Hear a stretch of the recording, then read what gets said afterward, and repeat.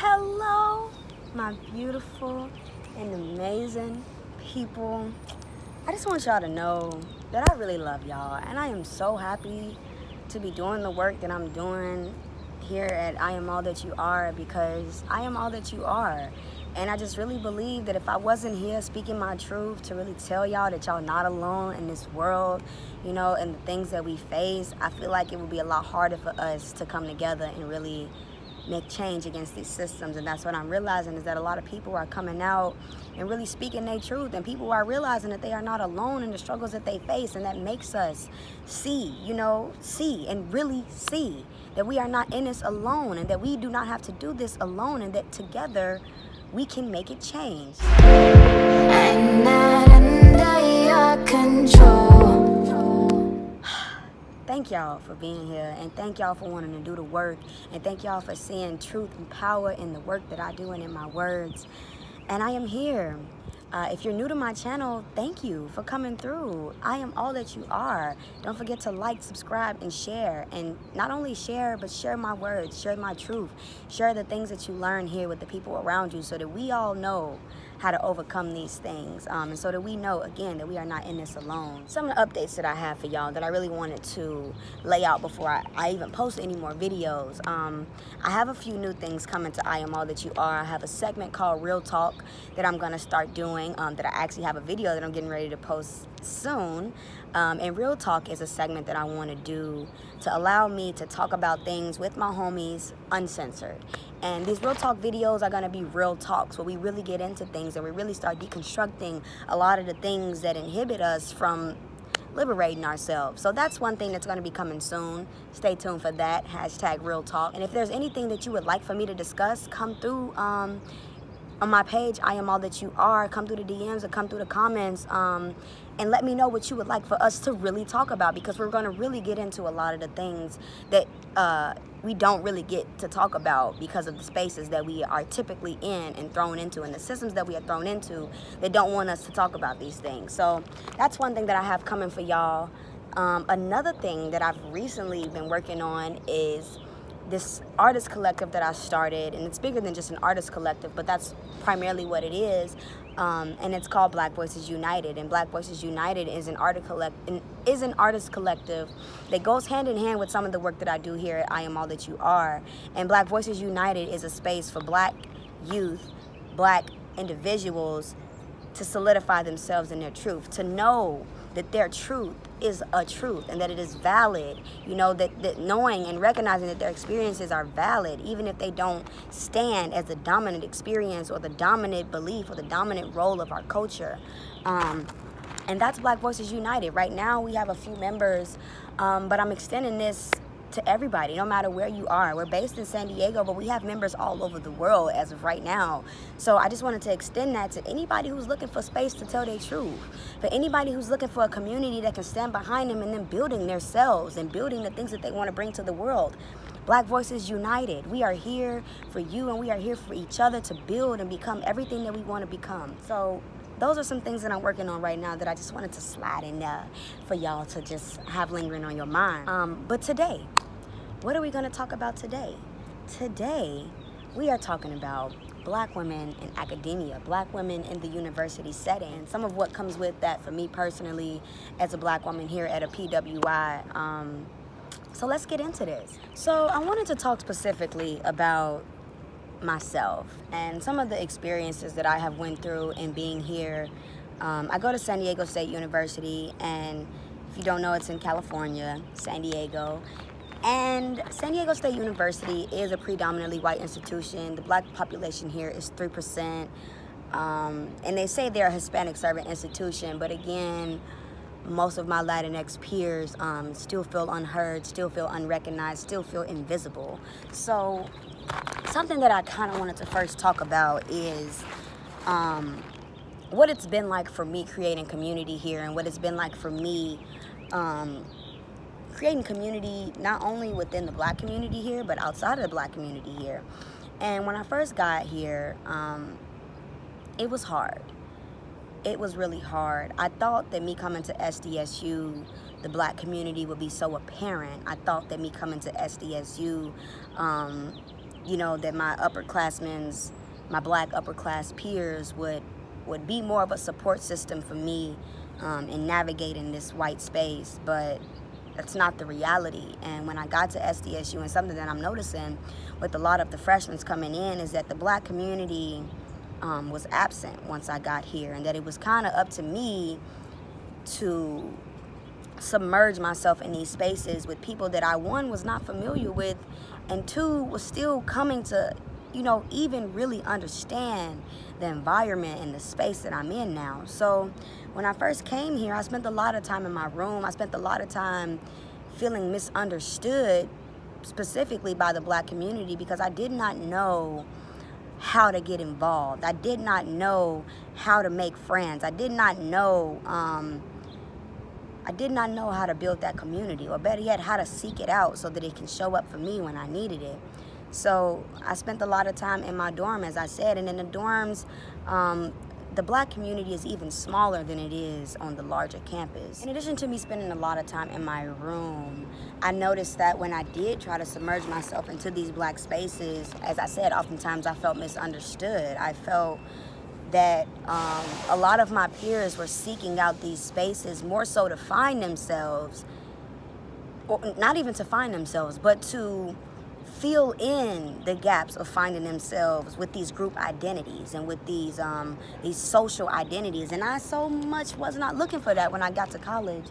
When I got to college, I was looking for myself. And when I got to college, I was sitting here like, where can I find the like-minded people who want to know what it means to be black, who want to know what it means to be black in America, and what that means for us in particular on a larger scale as a black community. And I really wasn't seeing too much of that. And that's not to say that when I got to SDSU, I was so quote-unquote woke, or more woke than I am now, but I was definitely in the first steps of me recognizing that it was more than just my social identity as a black person, and that it was more than just going to parties and making friends and all of that. I was looking for people who were ready to make change.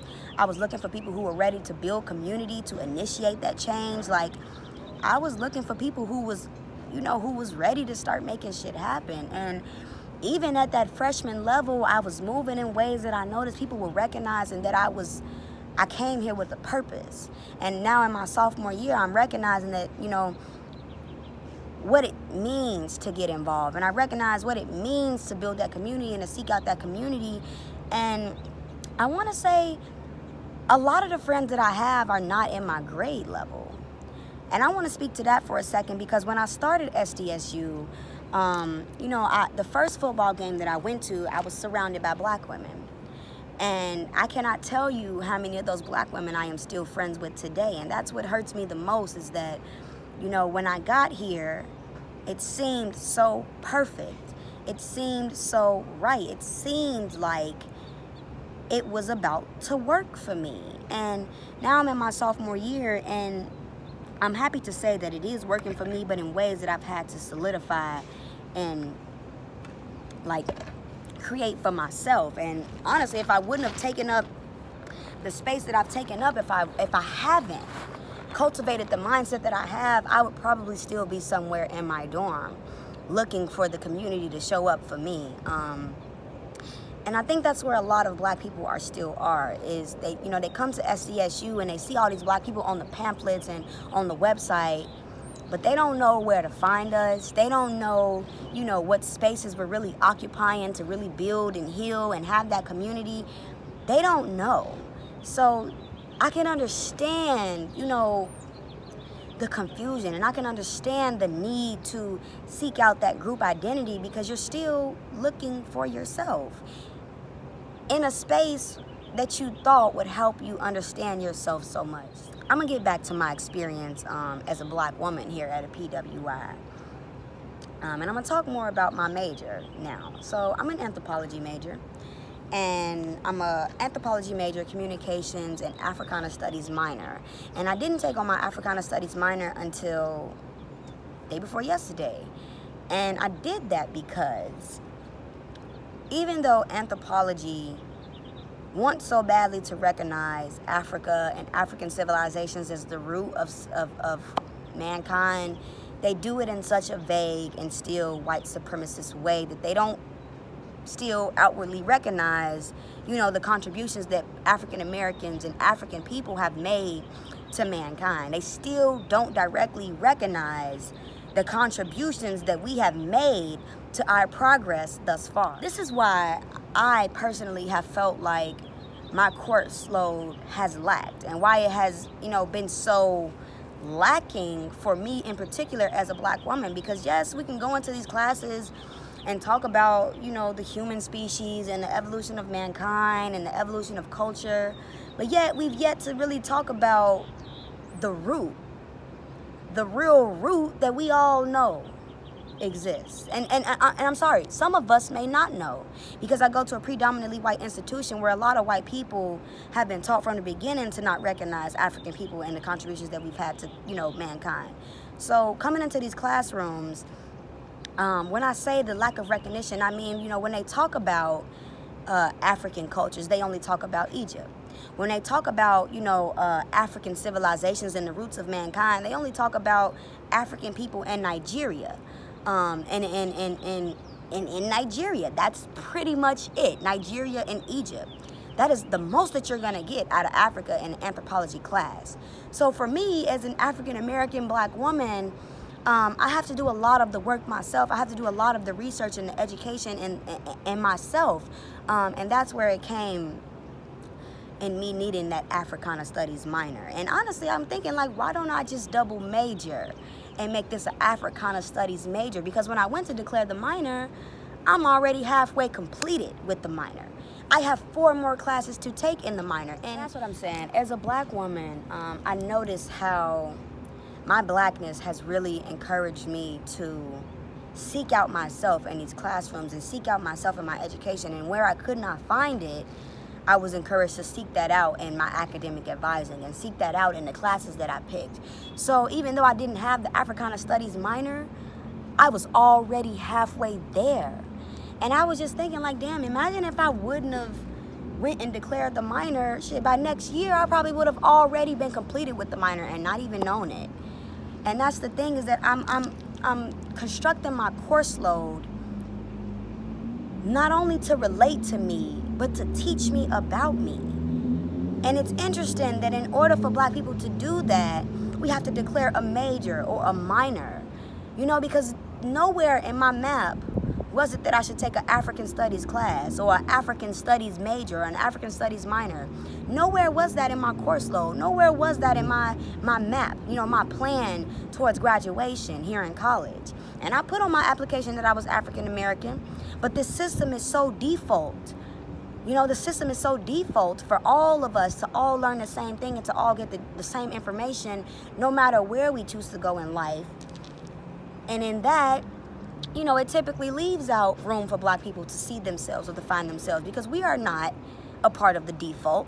Blackness is not a part of the default. Whiteness is. So, yeah, one of my GEs is American institutions, all of which include American history, none of which include world history and learning about people other than people here in America, other than white people here in America, and the history that they have constructed outside of everybody else around them. So yeah, that's where I'm at in terms of my major and my course load and the work that I have to do here as a college Black educated woman to really get my college education to the fullest. And San Diego State not one time, made space for me to be like, this is where I can learn about my Blackness, or this is where I can get the information to really solidify myself in my Black, queer, feminist identity.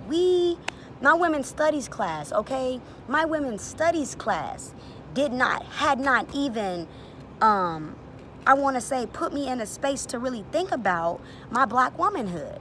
And this is a women's studies class, bro. Like, my women's studies class had not even put me in a space to think about my Black womanhood.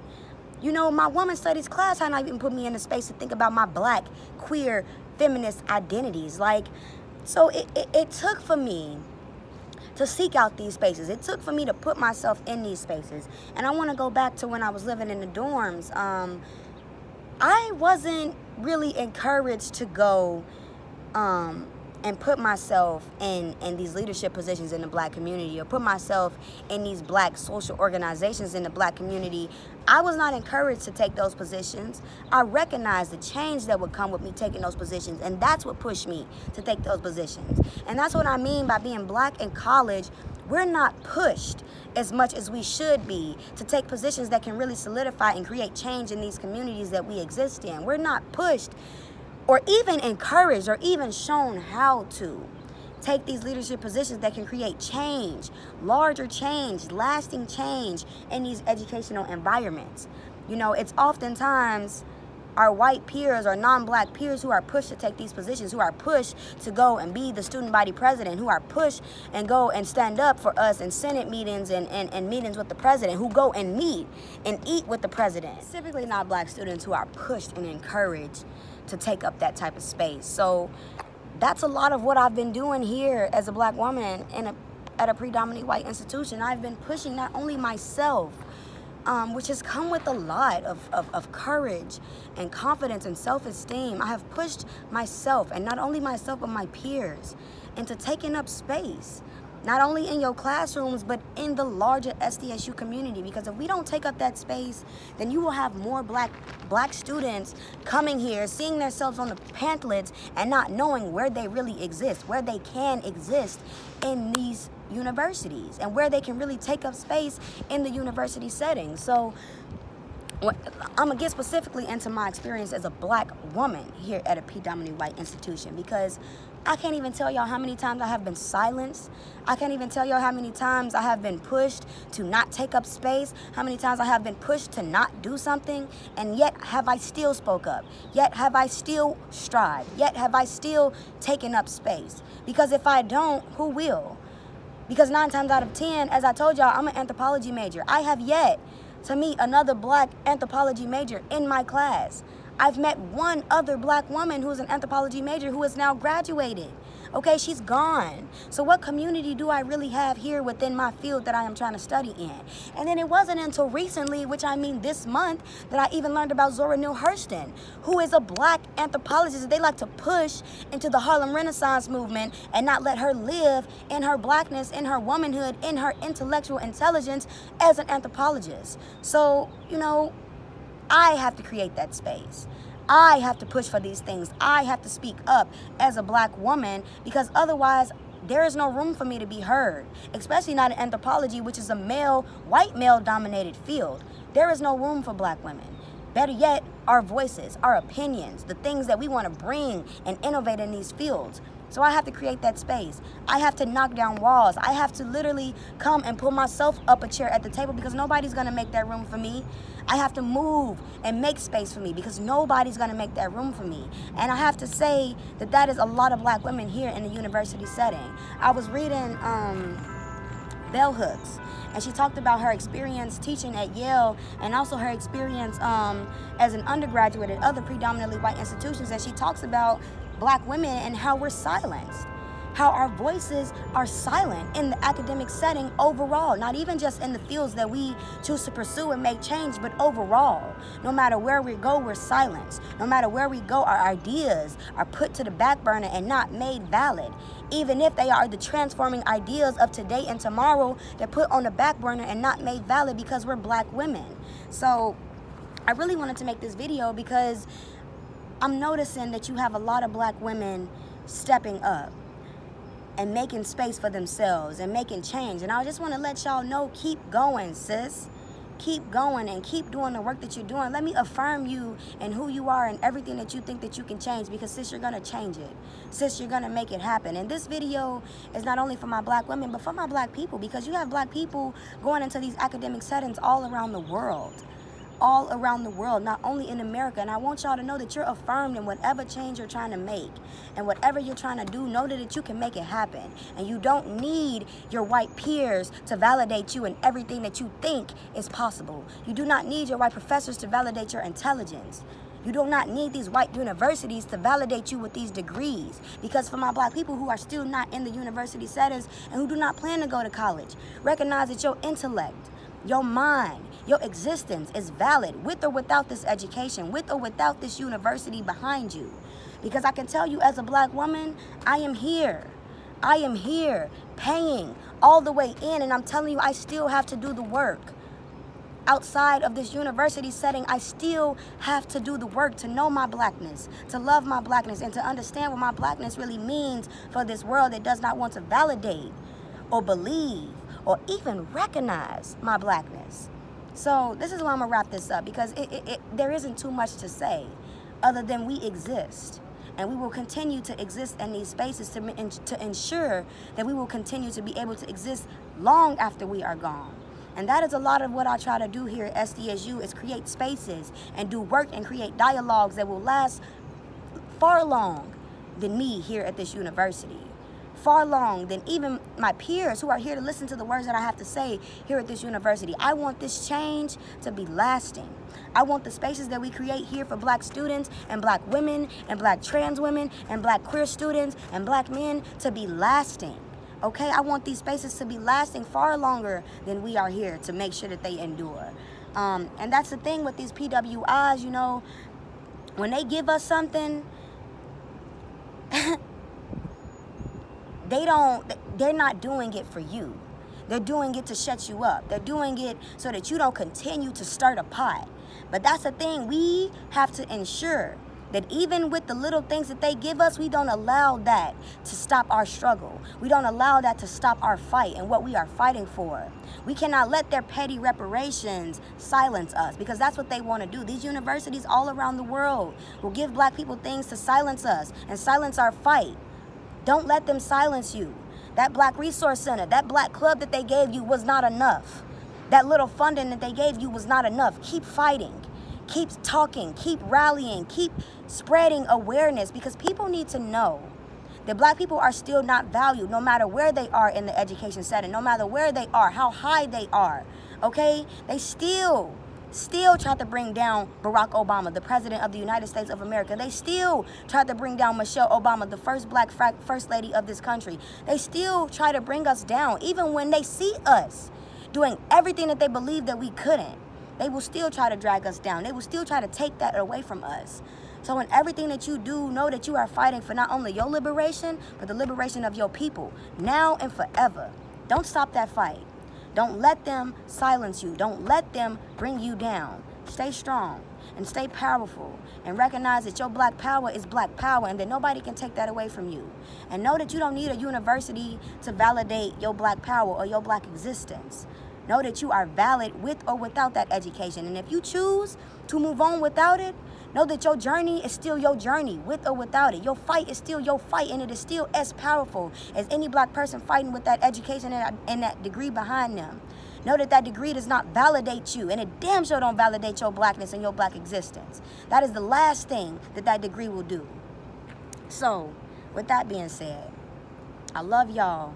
And I hope that y'all were really able to take something and carry it with you in everything that you do, especially your fight for black liberation. Know that you are valid, and know that it takes you to really see that you can make the change, and that it starts with you. And if you don't be the start, keep asking yourself who will. Keep asking yourself that, because eventually the answer in yourself, the voice in yourself, will tell you that it needs to start with you. And if it doesn't start with you, who will? I love y'all. And again, you are valid. Your truth, your existence is valid. And for my, even though this video was for my black women in the university setting, this is for my black people in the university setting. This is for my black people who cannot and still do not have the opportunity to expand into the university setting. Know that you don't need that. And for my black people who don't want college, know that you don't need that.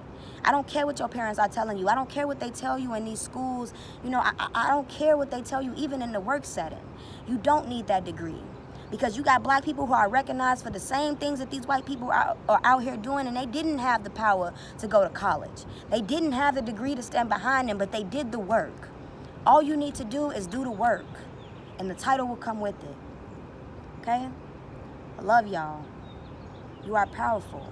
And I am all that you are. So know that all of my passion, all of my power lives within you too. And know that we can make this change, not by ourselves, but together.